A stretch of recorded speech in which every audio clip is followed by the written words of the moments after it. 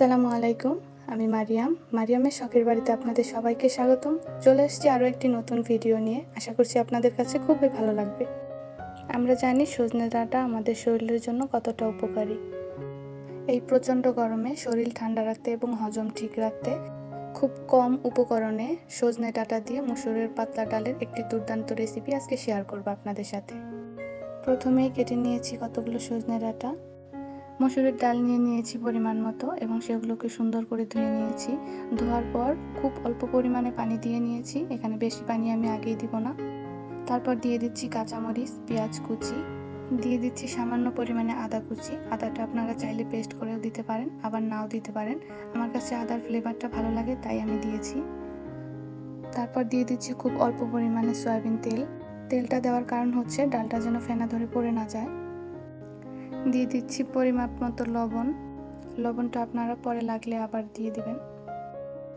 তারপর এটাকে সুন্দর করে ঢেকে দিয়ে সিদ্ধ হওয়া পর্যন্ত অপেক্ষা করব। ভিডিওর এই পর্যায়ে বলতে চাই, যদি আমার ভিডিওটি ভালো লেগে থাকে তাহলে প্লিজ একটি লাইক করে দিবেন এবং আপনি চাইলে আমার চ্যানেলটিকে সাবস্ক্রাইব করতে পারেন। আপনি যদি ফেসবুক থেকে আমার ভিডিওটি দেখে থাকেন তাহলে আপনি চাইলে ফলো করতে পারেন, আর যদি কাজটি আপনি অলরেডি করে থাকেন আপনাকে অসংখ্য ধন্যবাদ। ডালগুলো সিদ্ধ হয়ে গেলে এতে দিয়ে দিচ্ছি পরিমাণ মতো হলুদের গুঁড়ো এবং সামান্য পরিমাণে মরিচের গুঁড়ো। আপনি মরিচের গুঁড়ো ব্যবহার নাও করতে পারেন, যেহেতু আমি একটু ঝাল খাই এই জন্য আমি পরবর্তীতে একটু মরিচের গুঁড়ো দিয়ে নিয়েছি। এই পর্যায়ে দিয়ে দিচ্ছি পানি, আর পানিটা আমি আমার পরিমাণ মতো দিচ্ছি। আপনারা ডালের ঘনত্ব কী পরিমাণে রাখতে চান সেই অনুযায়ী পানি দেবেন। ডালটা বলক উঠে গেলে এই পর্যায়ে আমি দিয়ে দেব সজনে ডাঁটাগুলো। আপনারা চাইলে সজনে ডাঁটাগুলো আরও আগেও দিয়ে দিতে পারবেন। আমি সজনে ডাঁটাগুলোকে পরে দিচ্ছি, কারণ হচ্ছে ডাঁটাগুলো অনেক বেশি সিদ্ধ হয়ে গেলে ভেঙে যায়, আর হচ্ছে সজনে ডাঁটার রিয়েল কালারটা থাকে না, এই জন্য আমি ডাঁটাগুলোকে পরে দিয়েছি। প্রায় 8 মিনিটের মতো সিদ্ধ করে নিয়েছি। এই যে দেখুন, আমি ডাঁটাগুলোকে হাত দিয়ে একটু দেখাচ্ছি, খুব সুন্দরভাবে সিদ্ধ হয়ে গিয়েছে। এই পর্যায়ে আমি ডালগুলোকে নামিয়ে নেব। অফ ক্যামেরায় আমি কিন্তু লবণটা টেস্ট করে আবার একটু লবণ দিয়েছি।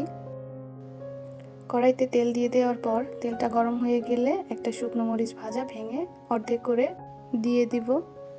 তারপর দিয়ে দিচ্ছি পেঁয়াজ কুচি এবং হালকা নেড়ে নিচ্ছি। পেঁয়াজটা ব্রাউন কালার মতো আসা পর্যন্ত অপেক্ষা করব। রসুনটা আমি আগেই দিচ্ছি না, কারণ পেঁয়াজের আগে রসুনটা বেশি লাল হয়ে যায়। পেঁয়াজের কালারটা হালকা ব্রাউন কালার হয় এই পর্যায়ে আমি দিয়ে দেব রসুন কুচি, দিয়ে দেব সামান্য পরিমাণে কালি জিরা এবং আস্ত জিরা। তারপর নেড়েচেড়ে সুন্দর করে আরেকটু ভেজে নিচ্ছি। পেঁয়াজ রসুনের কালারগুলো যখন ব্রাউন কালার হয়ে গিয়েছে এই পর্যায়ে আমি ডালগুলোকে ঢেলে দিচ্ছি।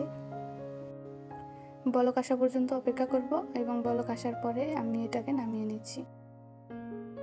তৈরি হয়ে গিয়েছে আমাদের সজনে ডাঁটা দিয়ে মসুরের ডাল, আর এই ডালটা খেতে কিন্তু অনেক বেশি মজা হয়।